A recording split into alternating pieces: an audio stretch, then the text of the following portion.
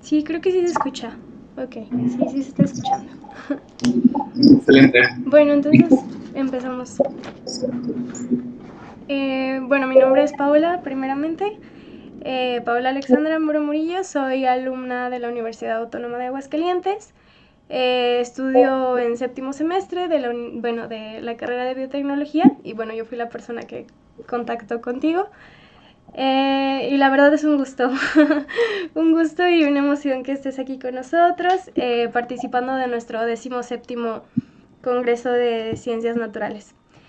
Y bueno, voy a empezar con pues la pequeña descripción sobre pues quién eres, ¿no?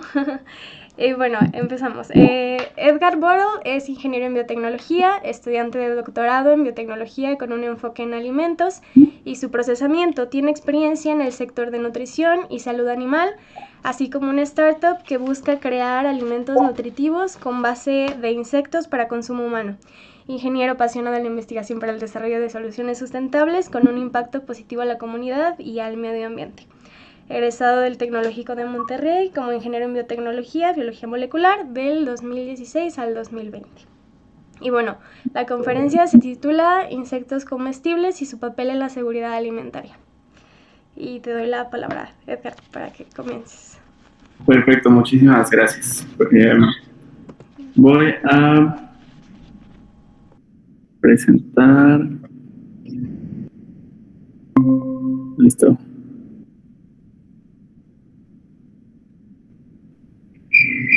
¿Ya está? ¿Ya se ve? ¿Me escucho? Va, perfecto.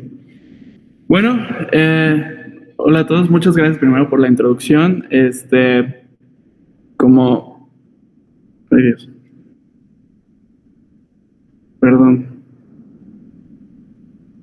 ¿Ahí se ve en modo presentación o se ve en modo... A ver.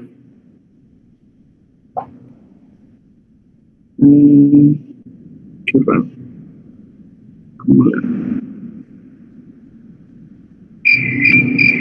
¿Ahí ya se ve o tampoco?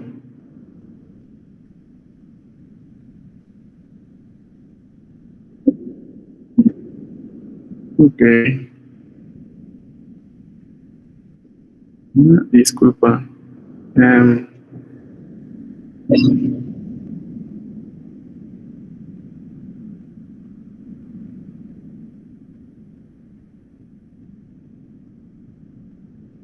Qué raro.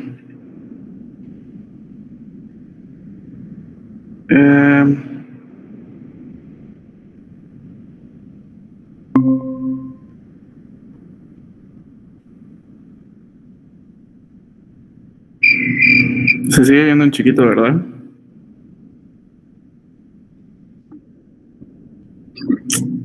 No, hombre. No, pues mira, a ver.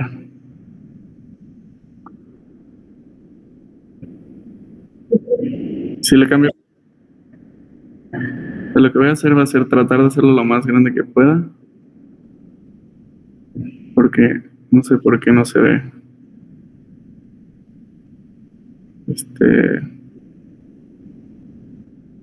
Ahí está. Ok.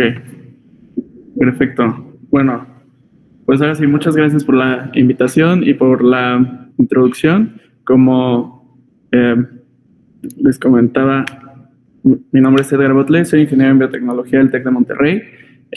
Me desarrollé desde que salí de la carrera en innovación y desarrollo en la industria agropecuaria, prácticamente en el uso de enzimas para nutrición animal y reducción de costos en la dieta. Después de eso, sí, más o menos un poco a la par, empecé con una startup que se llama Santena, en la cual empezamos a crear alimentos con base de insectos, específicamente grillo, al principio. Yo y mi socio aquí en Querétaro y también fuimos creciendo a distintos lados de la República.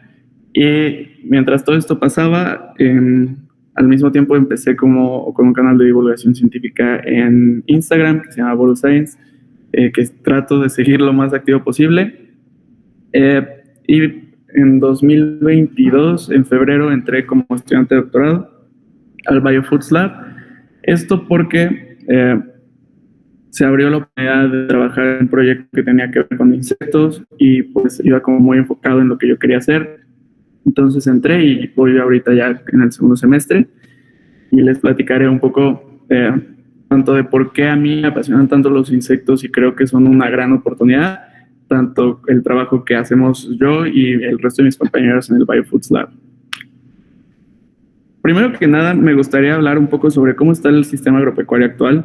La verdad es que hoy es lo más eficaz que hemos hecho, lo que se ha llegado en la historia. Salvo una pequeña baja en el 2020, el hambre está en los niveles, más bien una pequeña alza en el 2020, el hambre ha sido, prácticamente ha ido en reducción desde hace más de 50 años. Cada vez hay menos hambre en el mundo y esto se debe a varios avances tanto en la genética de los animales como en la vegetal. Como podemos ver aquí en las imágenes, pues es claro que los pollos no es lo mismo lo que teníamos un pollo en 1957 que lo que tenemos en 2005. Hoy pesa prácticamente 4 veces un pollo de 35 días a lo que pesaba en los 50. Y esto se debe pues, justamente a selección genética y técnicas de generación de nuevas estirpes que nos ayudan a tener animales más que crezcan más rápido y con más masa. Lo mismo ha pasado con pues distintas plantas. Creo que la más común o la que más se toca es el maíz, la cual pues viene del teosinte y por selección artificial hemos logrado tener el maíz moderno que pues hoy en México además es parte de nuestra cultura. También obviamente aunado a esto viene la parte de transporte que ha sido una gran transporte y logística ha sido un área que ha crecido mucho. Hoy podemos mantener cadenas de frío en lugares que hace 10, 15, 20 años eran prácticamente imposibles de tener. Y bueno, también ha habido cambios en la nutrición de los animales y esto nos da como posibilidad de hacer que crezcan de manera más eficiente, que podamos darle los nutrientes específicos para que crezcan simplemente sin ningún tipo de digamos, desperdicio en el alimento balanceado. Pero una vez después de hablar de todo lo que está bien en el sistema agropecuario actual, es también prudente mencionar que no es perfecto. ¿Por qué? Porque estamos cargando a nuestro mundo con una presión que nunca habíamos visto tampoco. ¿Por qué? Porque antes no se consumía tanta carne, porque antes no teníamos tanta necesidad de producir más y más grano, y pues sabemos que la emisión de dióxido de carbono y de gases de efecto invernadero han aumentado gracias también a la industria agropecuaria. Simplemente el 14.5% de las emisiones antropogénicas de gases de efecto invernadero vienen de la agricultura humana. Esto se divide más o menos 35% en el que crece el alimento para los animales, 39% fermentación entérica, el cual se refiere a cuando las vacas están rumiando, el pasto se rompe y hace metano. El metano es un gas de efecto invernadero mucho más potente que el CO2 y eso es como, atrapa más el calor y eso hace que aumente la temperatura de la Tierra.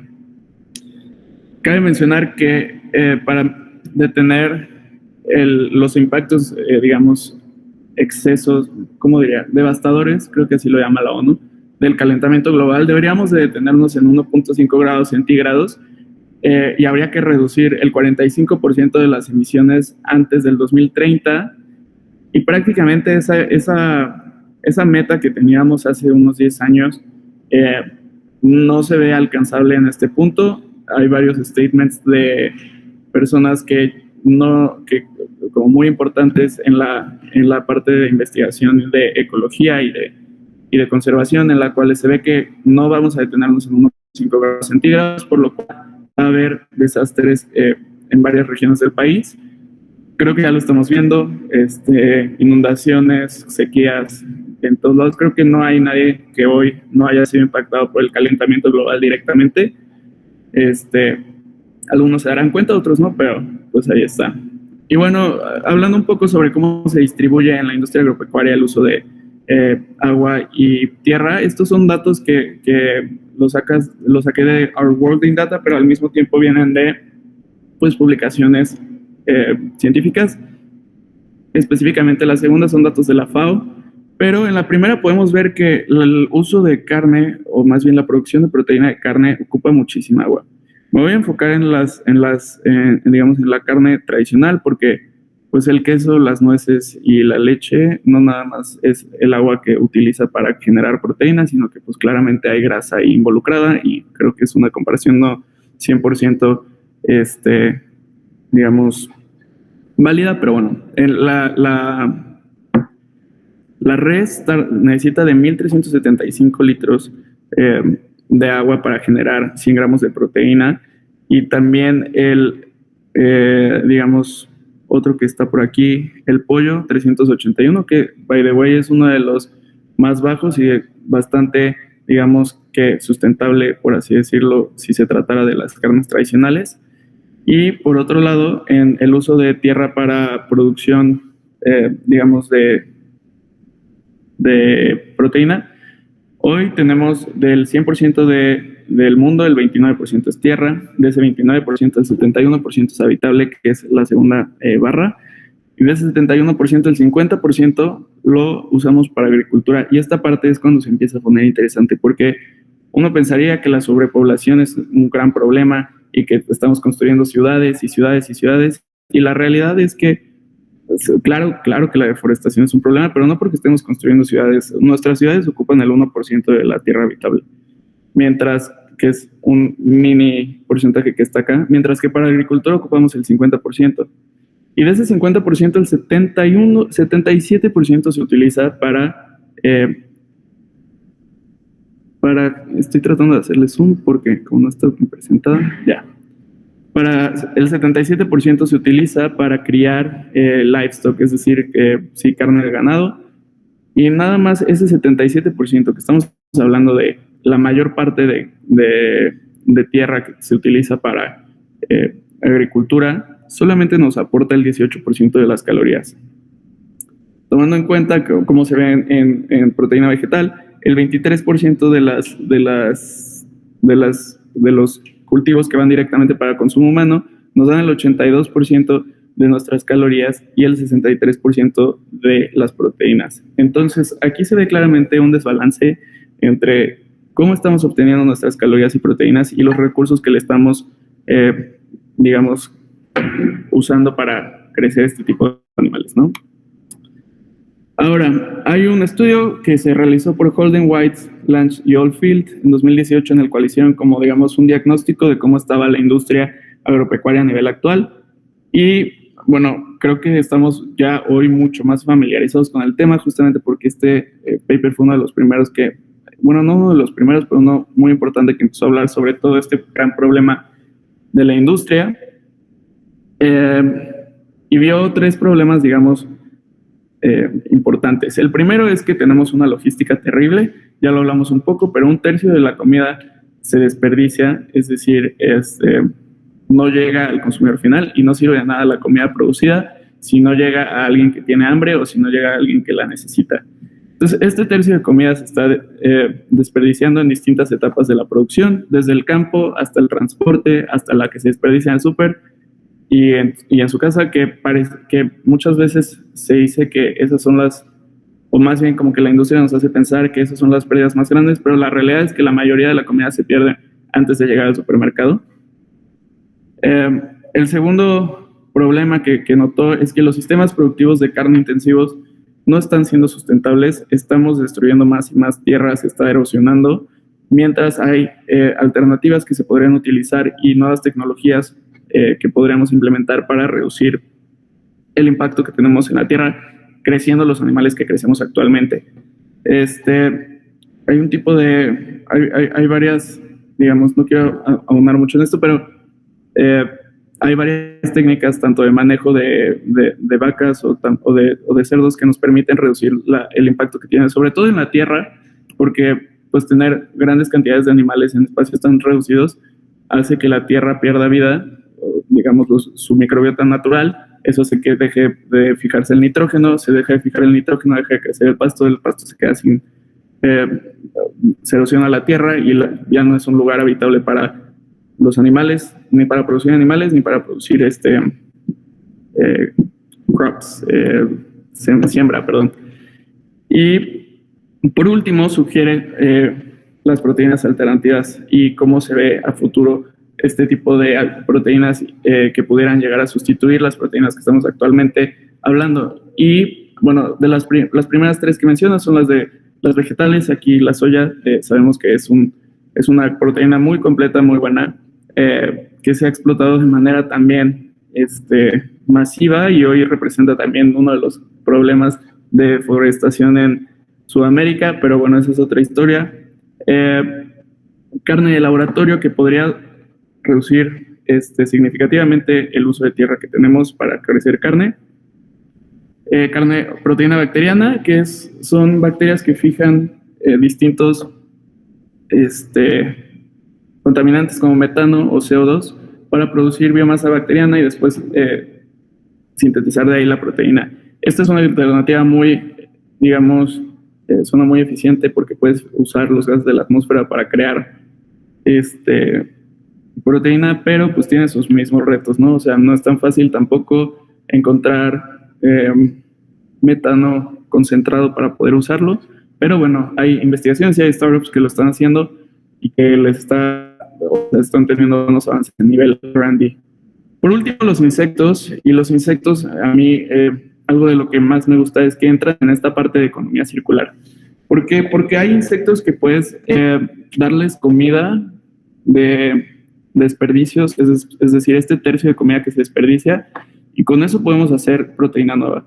¿Por qué? Porque los insectos naturalmente pueden, o sea, específicamente, por ejemplo, las moscas soldado, pueden alimentarse de materia en descomposición y y es una fuente rica de proteína de alta calidad y de ácidos grasos como el ácido láurico, muy eficiente, muy funcional para ciertas aplicaciones antimicrobianas. Entonces, para empezar, insectos es un mundo. Decir comer insectos no es nada más grillo, no es nada más saltamontes. Hay como muchas oportunidades por explorar. Específicamente en México somos uno de los países más diversos en cuestión de insectos y bueno, las posibilidades la verdad es que son muy grandes. Entonces, eso fue lo que a mí me empezó a atrapar de los insectos. ¿Cómo hacía sentido el reinsertar el tercio de comida que se desperdiciaba en un espacio pequeño en cuestión de que es un sistema productivo sustentable y que al mismo tiempo es una proteína alternativa que puede encajar en la economía circular? Y luego, aquí me gustaría también aunar en que, ¿por qué no se comen insectos? Pues es claro, porque la carne no es, o sea, más bien la proteína y la comida no es nada más obtener tus macronutrientes, ¿no? Si de eso se tratara, todos comeríamos pastillas como astronautas o como se vería en el futuro, y eso sería todo. Pero la realidad es que la comida es mucho más sobre tradiciones, sobre tradiciones, gusto, incluso comodidad de poder comprarlo rápido en una tiendita. Hay muchos factores alrededor de la comida. México es una cultura que crece y que las fiestas son alrededor de comida. Y pedir a la gente que cambie eso es un shift muy grande, y es donde nacen unas alternativas que también han crecido mucho los últimos años, que son los análogos de carne plant-based. Siempre ha habido análogos de carne, la verdad. O sea, el tofu es digamos, la prueba de eso. Desde hace miles de años se hace tofu y es como una alternativa de carne. Sin embargo, últimamente han salido desarrollos nuevos, sobre todo extruidos de soya, que pues han penetrado más y más en los últimos años. Cabe mencionar que no necesariamente son más saludables, son una buena alternativa, pero un segundo, porque como está presentando esto,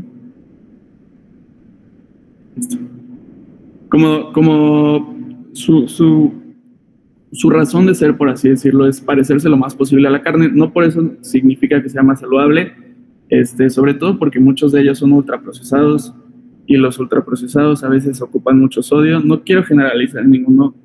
Hay unos que son más saludables, por así decirlo, o menos llenos de sodio o de aditivos que pueden llegar a ser malos si los consumes en exceso. Claro, todo tiene un límite.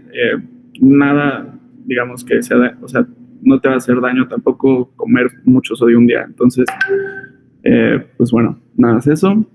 Y es aquí donde dices, bueno, ¿qué podemos hacer para acercarnos más a este tipo de análogos de carne que son plant-based, que podemos utilizar para sustituir la carne? Porque ellos han hecho en realidad un buen trabajo. Y entonces el gobierno del Reino Unido hizo un panorama de innovación de cómo se vería la industria de proteínas en los próximos años. De esta gráfica específicamente se dejó fuera los insectos porque no había datos suficientes como para separar entre especies y no tenían como, no lo metieron porque no entraba como insectos en general, sino que había como muchas opciones, había grillos, había langosta, había ¿cómo se llama? Gusanos tenebrio, gusanos, había como un sinfín de proteínas, entonces se decidieron reducir a esto, pero se me hace muy interesante de todos modos esta gráfica. Habla sobre cómo se vería en un panorama de alta innovación, es decir, si en Reino Unido empezaran a invertir más en innovación y en innovación para poder llegar a alternativas de comida sustentable, pues se vieron como varios cambios muy impresionantes. En específico, si me preguntan a mí, en el 2025, uno de los, digamos, predicciones es que la carne plant-based va a costar lo mismo que la carne normal, por lo cual planeado para que pase con la carne hecha en laboratorio en el 2030 y así seguir creciendo hasta el 2040, donde el 50% de la proteína sería de origen alternativo a lo que hoy es que prácticamente el 0%. Entonces, este es un escenario, repito, en el cual la innovación y el desarrollo son la prioridad número uno del gobierno. No siempre es así, entonces podría no cumplirse, pero digamos que este es un mismo, digamos, ensayo que hizo el gobierno y que busca llegar a este escenario en el 2040. Y ahora nos preguntamos, ok, si la soya era buena y es buena y se empezó a producir en exceso y ahora tenemos deforestación por culpa de la soya y varios problemas sociales por culpa de la soya en distintos lados del mundo, ¿qué tan sustentable puede ser usar diferentes fuentes de proteína o qué deberíamos hacer para que este equilibrio sea más diverso? Y hay un artículo publicado este año en Nature Food que se preguntó esa pregunta: ¿qué tanto podríamos reducir el impacto en el medio ambiente si diversificamos nuestras fuentes proteicas por distintas, no solo por una, es decir, no solo soya, o no solo grillo, sino diversificarlo con distintas fuentes? Y bueno, el título tiene un spoiler de que se reduce casi el 80%, pero les voy a contar más o menos cómo estuvo el estudio.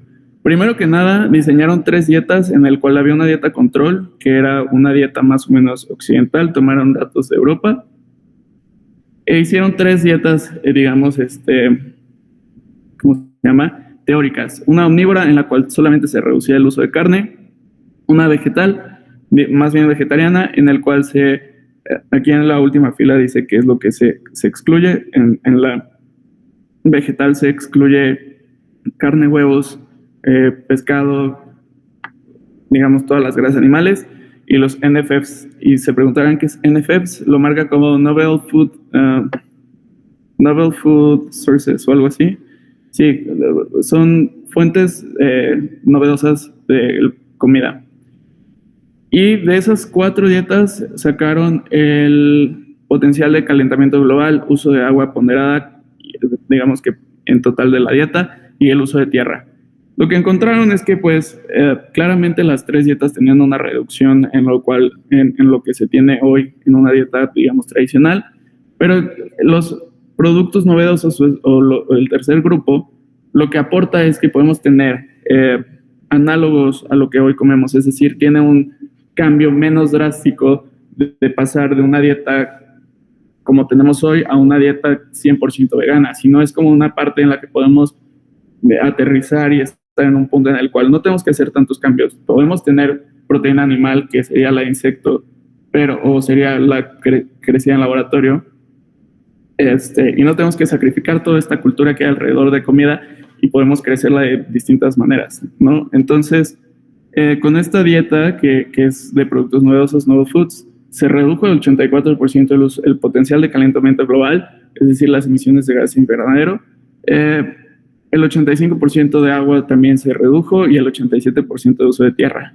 Y en la segunda gráfica vienen los productos NFF que se evaluaron, entre ellos la ovalbúmina, que es prácticamente proteína de huevo crecida en bioreactores, la microproteína, proteína de, digamos, hongos, la microalga, la microbiana, que también ya les expliqué, la microalga, el kelp, la proteína de insecto, ahí sí lo juntaron como proteína de insecto, la leche cultivada, la carne cultivada y cloudberry culture, que es una fruta muy extraña, yo nunca la he visto, solo en fotos, pero también es una fuente que podría ser de proteína.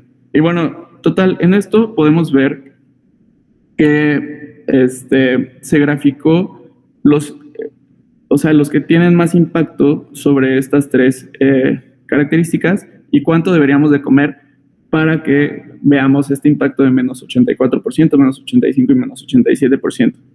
Entonces podemos ver que en la parte de potencial de calentamiento global, el cultured milk, si alguien consumiera 50 gramos en lugar de en lugar de su versión, digamos, animal o convencional, podríamos llegar a esta alternativa. Lo mismo pasa con el insecto, está alrededor de 40 y pues bueno, subsecuentemente con uso de tierra y uso de agua.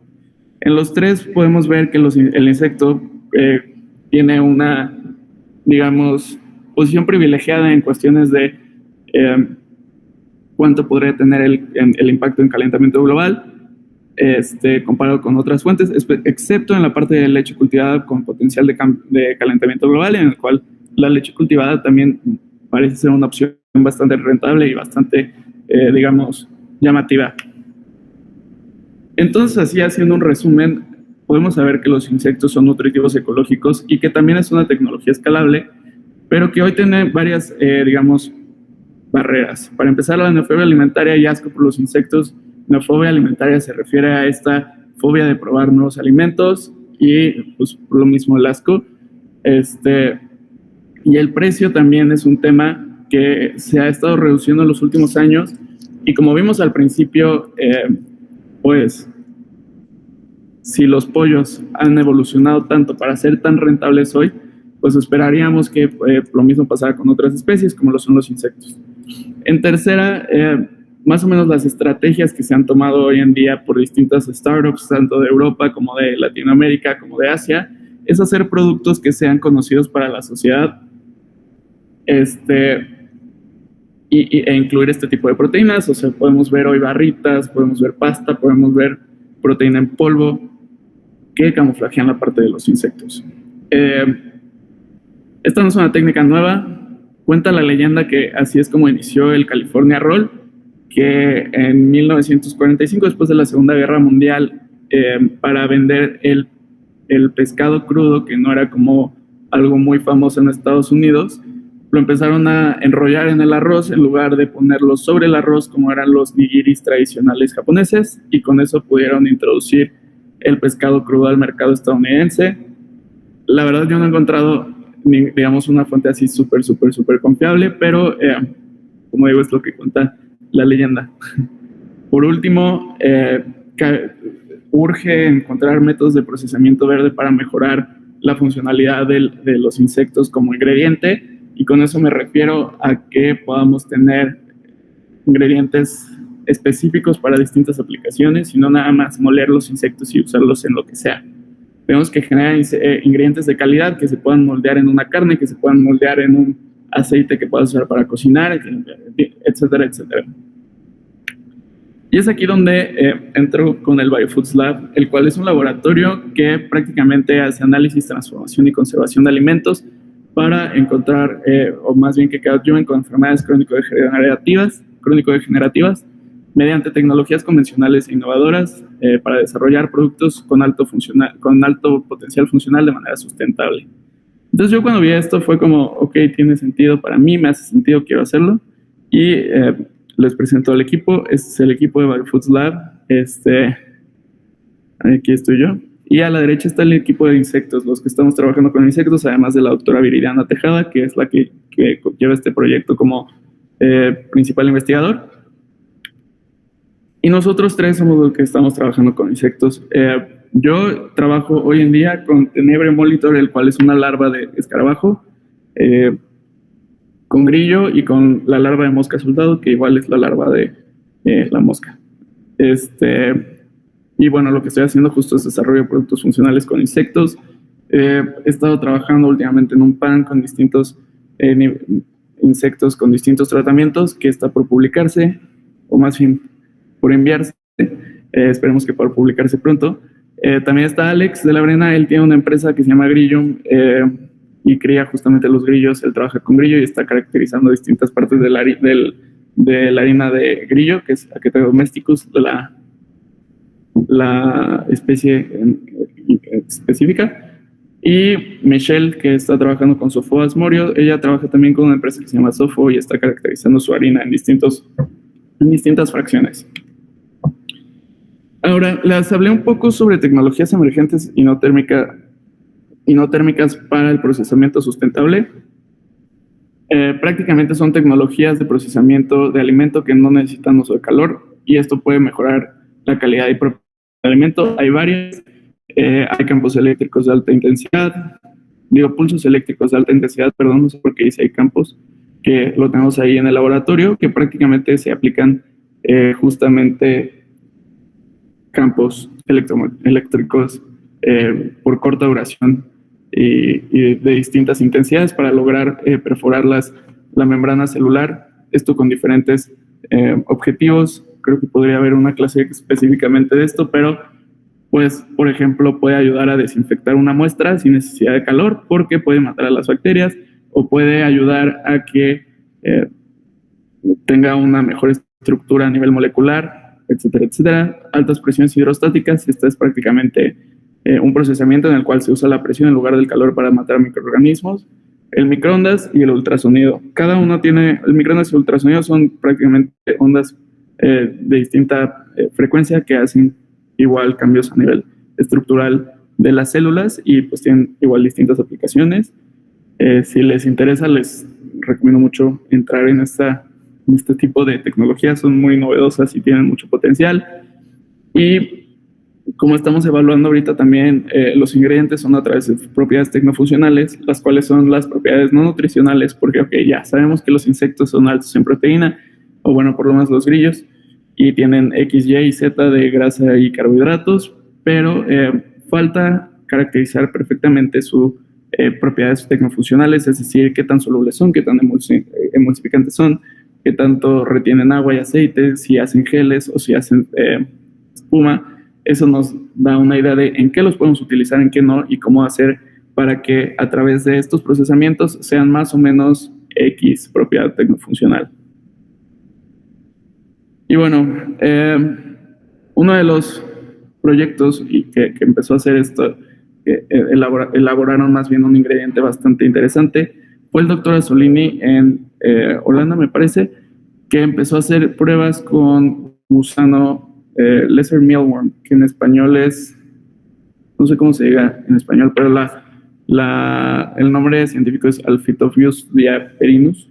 Y él empezó a hacer carnes o sustitutos de carne a través de este gusano que simplemente pasaba por un tratamiento sí térmico y podía hacer, digamos, unas pastas que probablemente después podrían ser utilizadas para generar un tipo carne molida. Hago énfasis en este estudio porque de ahí partió bastante de la investigación que empezamos a hacer en cómo podemos hacer ingredientes que sean más especializados, es decir, no solamente un polvo, sino que podamos hacer algo, digamos, más completo, que se pueda utilizar en algo un poco más específico, e incluso caracterizar cada uno de los componentes que se salgan después de un procesamiento. Entonces aquí es donde empezó, digamos, el diagrama de lo que empecé a hacer. Aquí me falta la mosca a su lado, pero prácticamente pasan por 4 etapas de procesamiento. La primera es algunos dicen desactivación, pero en realidad es matar a los insectos. Tampoco hay que ser hipócritas. Los animales se tienen que morir. Los matamos con frío, la cual está evaluada es la mejor muerte que pueden sufrir porque es la manera en la que mueren naturalmente. Y de ahí hacemos un pretratamiento, ya sea de altas presiones hidrostáticas, de pulsos eléctricos, de horno de microondas, de ultrasonido o blanching, que es prácticamente ponerlos en agua hirviendo por unos segundos, y eso hace que se desactiven tanto las enzimas como los microbios.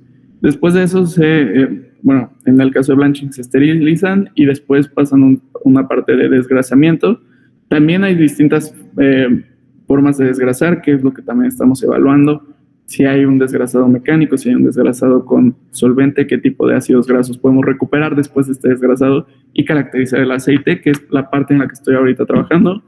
Y pues eso obviamente nos deja con un, polvo alto en proteína, que también estamos tratando de coagular para poder hacer un tipo concentrado como el que hicieron en el doctor Azzolini, pero con estos insectos que son distintos.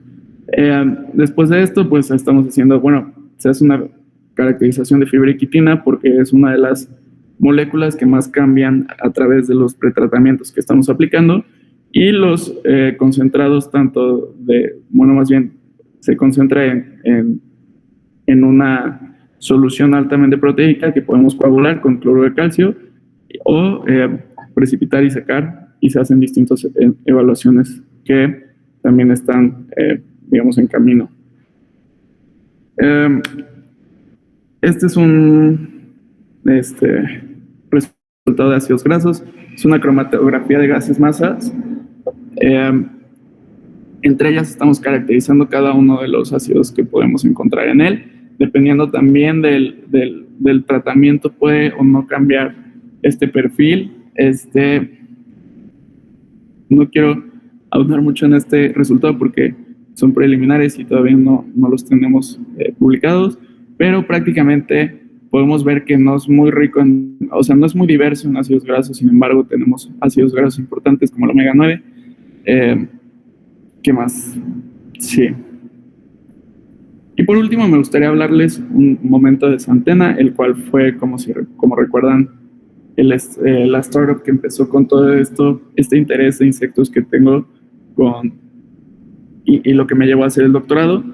Prácticamente, pues, Santena es una empresa que busca mejorar la calidad de vida con ciencia a través de investigación para generar productos de alto valor proteico y así juntos reducir el impacto ambiental.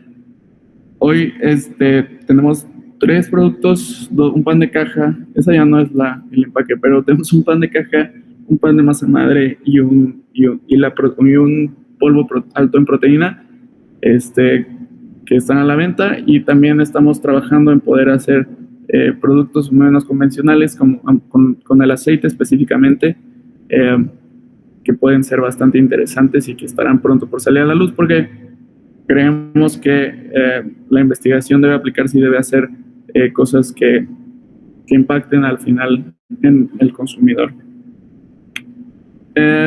Y bueno, eso es todo. Esas son las referencias. Me gustaría cerrar con una frase que es de la película Bichos, que es "Hey waiter, I'm in my soup", o sea, mesero, estoy en la comida, estoy en la sopa, de Francis A Bug's Life.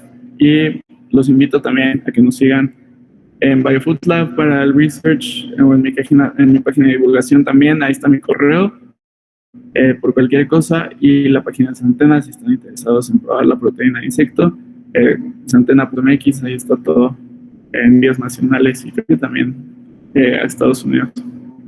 Y ya, ahora sí, muchísimas gracias. No sé si hay una pregunta. Ok.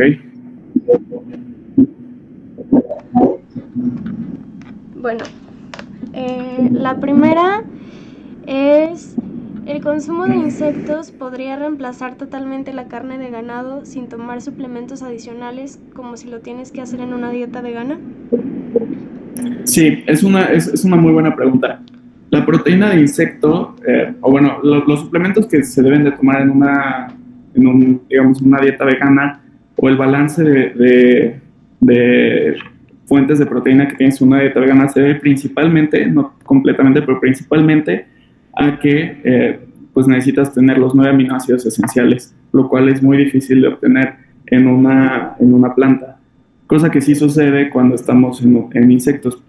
Y otra vez en grillo, o sea, me voy a referir a grillo, porque pues habrá insectos que no tengan los 9 aminoácidos esenciales, pero como es proteína de animal, tiene esos aminoácidos esenciales, entonces se pueden utilizar para reemplazar eso. También otras de las deficiencias que tienen las proteínas vegetales, igual no todas, pero hierro, que el grillo también es alto en hierro, o ¿qué más? Omegas, los omegas omega 6 y 9, normalmente 3, 6 y 9 están escasos en la proteína vegetal, son muy altos en muchos insectos igual porque son ácidos grasos esenciales en los animales y que son propios de los animales, y a final de cuentas los insectos son del reino animal y producen estos ácidos grasos. Entonces sí, digamos que sí se podría cambiar al 100% sin necesitar suplementos. Ok. Bueno, la siguiente pregunta es: ¿cuál ha sido uno de los mayores problemas con los que se ha topado al extraer y caracterizar proteínas de insectos? Todos, ¿no? O sea, la verdad es que desde que empezamos con la investigación creímos que iba a ser todo muy fácil. La verdad es que todo lo contrario. Desde que empezamos a secar los insectos, porque pues llegan unos, te encuentras con cosas como oxidamiento y pues tienes que, o sea, optimizar específicamente cuando secamos. Me acuerdo de lo que fue, que suena algo muy bobo, ¿no? O sea, algo que harías metiéndolo a un horno, pero en realidad es que cambia mucho dependiendo de cómo lo proceses, tanto el color como la composición de ácidos grasos, como también unos son muy, muy ricos en aceites, como la larva de tenebrio y la larva de mosca soldado, se ponen muy negras porque son muy ricas en grasas y empieza a oxidar en el momento en el cual la pones con aire caliente. Entonces, esa fue la primera, yo diría. Después de eso, pues que no hay mucha literatura al respecto, no tengo mucho con qué comparar mis datos. Sí hay ciertos, obviamente, pero no hay como un estándar, una base de datos por ejemplo, si hoy quiero caracterizar soya, tengo una base de datos de millones de gente que ya investigó soya, no es así para insectos. ¿Qué más? ¿Qué más? Y cosas de laboratorio que han pasado, pero fuera de eso todo bien. Bueno, la siguiente pregunta es: ¿cuál es el rendimiento de extracción de proteínas a partir de los insectos? Buena pregunta. Depende del tipo de extracción. Y, por ejemplo, yo estoy haciendo extracción con solvente. Con solvente es prácticamente mi gold standard, es el 100% prácticamente de grasa que se extrae. No es muy conveniente porque es caro y además es digamos, no tan amigable con el medio ambiente porque pues, el solvente viene de petróleo. Pero eso lo hago para mediciones y estoy probando con distintas técnicas de extracción que son, digamos, mecánicas, y la mejor que he tenido de rendimiento con eso es 85%. Entonces, bastante buena, y eso fue en grillo. No, mentira, fue en tenebrio, 85%, en grillo fue alrededor del 77%. Y espero que varíe mucho dependiendo del pretratamiento que pongamos. Todavía no hacemos digamos, ese cálculo completo, pero como tú estás perforando las células con el pretratamiento, ya sea pulsos eléctricos o ultrasonido microondas, se esperaría que hubiera una liberación de grasa mayor, pero pues esa es la hipótesis, todavía no está como comprobada. Muchas gracias. Otra pregunta, ¿está bien? Sí, claro. Sí, ok. ¿Es qué porcentaje de la proteína de insectos puede aprovechar el cuerpo humano? Bueno, por ejemplo, no tengo los datos aquí, pero bueno, supongo que se refiere a digestibilidad, porque es que tanta de la proteína es digestible por el ser humano, o así lo entendí. Sí. Y sí tengo los números, si me das un segundo, de memoria no me lo sé, pero Eh,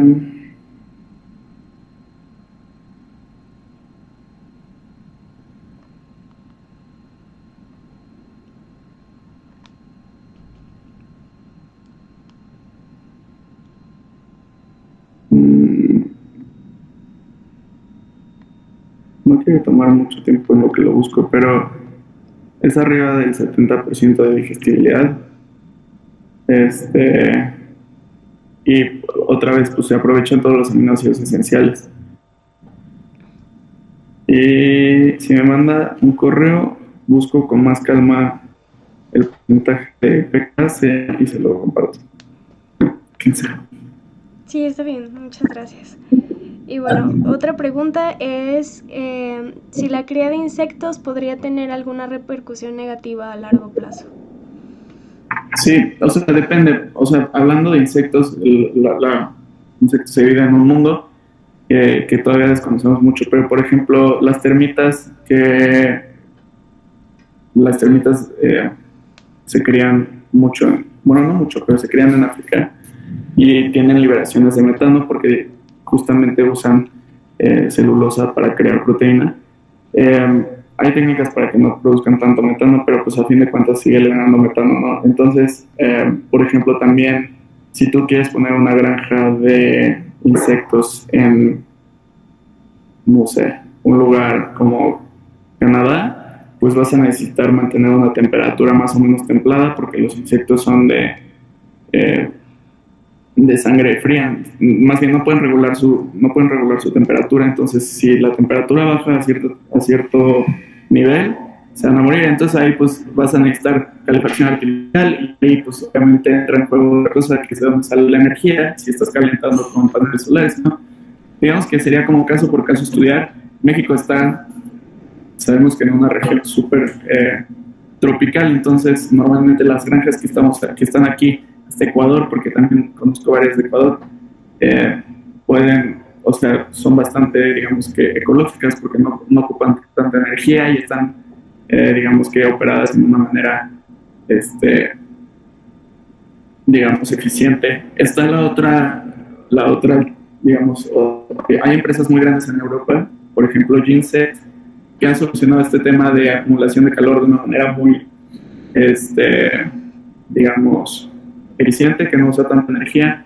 Entonces, sí es cuestión de irse caso por caso y evaluar por qué lo está haciendo, ¿no? También, o sea, como yo te digo, si yo voy a producir un polvo alto en proteína y voy a desgrasar con solventes orgánicos y con calor, pues se está perdiendo toda la parte verde, ¿no? Entonces, hay que tener cuidado contra lo que es greenwashing y lo que es en realidad una producción sustentable de insectos. Muchas gracias. Las últimas dos, ¿está bien? Bueno, okay. Bueno, dice, económicamente hablando, ¿qué tan viable es la generación de productos proteicos que no sean de origen animal? No estoy seguro si entendí. O sea, ¿cómo? Habla de la generación de productos que no son de origen animal. Económicamente hablando. O sea, económicamente hablando, ¿qué tan más barato puede ser un producto proteico? Ajá, sí, pero de origen no animal, o sea. No animal. Ok, pues primero que nada, es buena pregunta. Los productos, si hablamos de proteína en general, creo que la vegetal es mucho más barata sí diría que cualquiera, porque pues para que los animales no generan proteína, los animales concentran proteína. Y eso es importante, o sea, los únicos que pueden generar proteína son las plantas, algunos microbios y ya. Okay. Bueno, creo que, o sea, por ejemplo, las vacas generan proteína, pero porque hay microbios dentro de las vacas que generan esa proteína por ellos. Los animales solamente la concentran. Entonces, siempre la proteína vegetal va a ser más barata, no siempre de la misma calidad, obviamente. Y es entonces cuando dices, ok, para hacer un producto proteico puedes hacer uno vegetal con un nivel de proteína muy alto y que sea más barato, sí.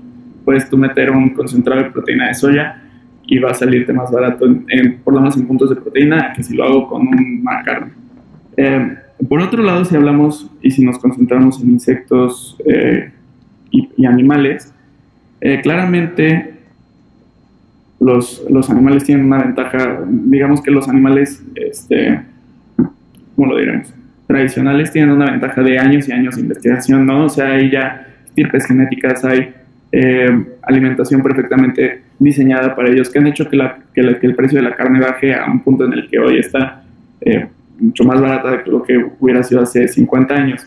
Entonces, en esa parte no es más, no es tan económicamente, digamos, viable para un uso masivo.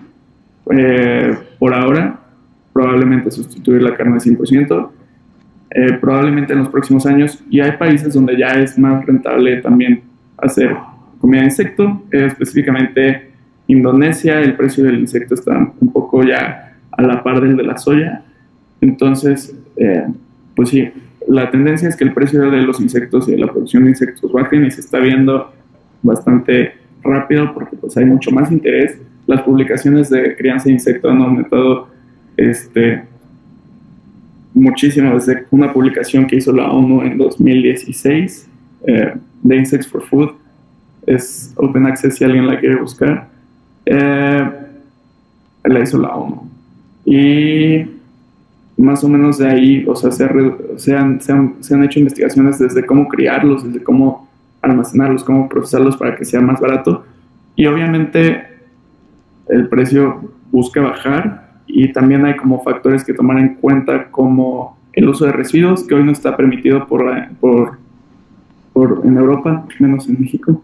Pero si pudiéramos utilizar residuos de comida que hoy son desperdicios, también obviamente bajaría el precio de la proteína de insecto. Pero bueno, son factores. Hoy hacer un producto alto en proteína de insecto comparado con lo que sería una proteína animal no es digamos que comparable. Entonces sí, hoy es un producto premium, esperando que en el futuro no lo sea. Bueno, la siguiente pregunta es el porcentaje de proteína del pan de molde de Santena. Tiene el pan, tenemos dos presentaciones. Hay una tercera, pero creo que no ha salido.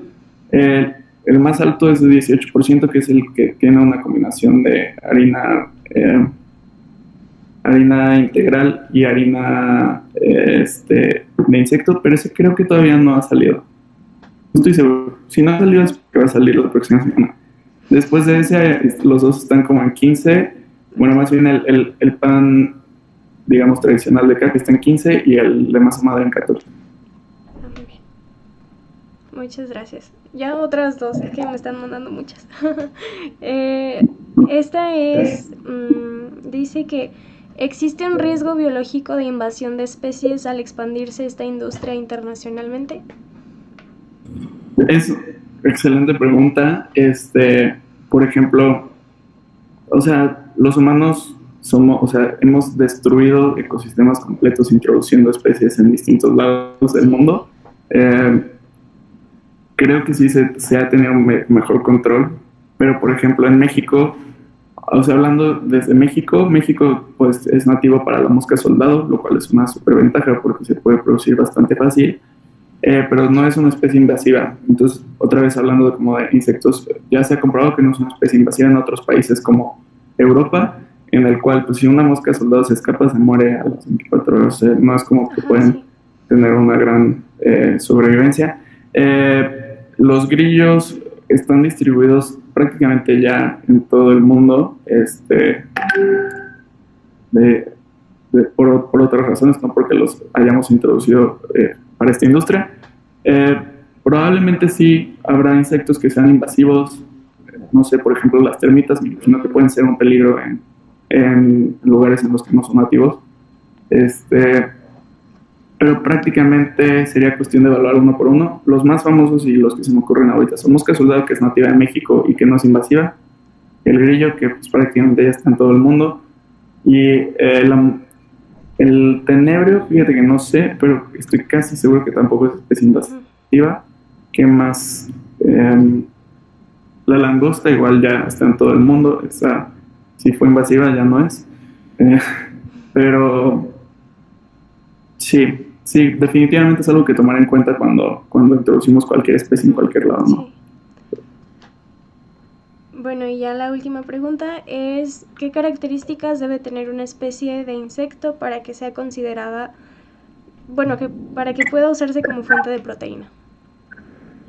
Sí, buena pregunta. La primera, o sea, para que se coma, pues que no sea inocua, ¿no? O sea, que no produzca compuestos que nos puedan hacer daño. Hay muchos insectos que ya se comen en el mundo, entonces tenemos una idea de más o menos cuáles son la lista de insectos, digamos, ¿cómo se llama? Inocuos, que no hacen daño, inofensivos, que podrían consumirse sin problema. De todos modos, o sea, se hacen como evaluaciones. En Europa lo regula la EFSA, en Estados Unidos la FDA, aquí la COFEPRIS.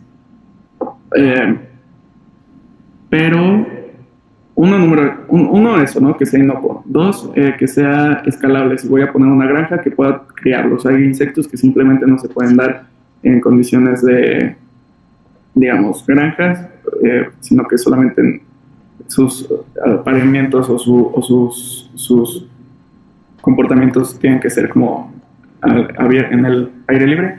Entonces, pues no es como muy fácil. Otro que yo diría es que pues el contenido proteico, o no proteico, pero el contenido nutricional sea atractivo.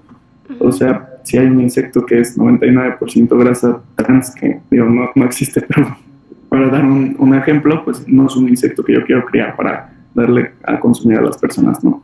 Entonces, y esto que mencionaron también en la última pregunta, que sea una especie que no sea invasiva ni dañina para el medio en el que está, creo que es importante. Y que sea fácil de manejar. O sea, por ejemplo, el problema más grande de la mosca soldado es que vuela. Y todo el mundo al que le preguntes te lo va a decir. O sea, es un animal, es un insecto súper... o sea, degrada la materia orgánica súper bien, tiene pocas enfermedades, prácticamente no compartimos patógenos. Se ha demostrado que es bastante inocua, y el problema es que cuando tú tienes tu criadero, pues tienes unas que vuelan, entonces son muy difíciles de controlar, ¿no? Ponen sus huevos donde se les hincha, así que en la pared, entonces es como un problema esa parte. Entonces el manejo también es importante de considerar. Okay. Bueno, muchísimas gracias. Esas son todas las preguntas. Voy a compartirte... Ay.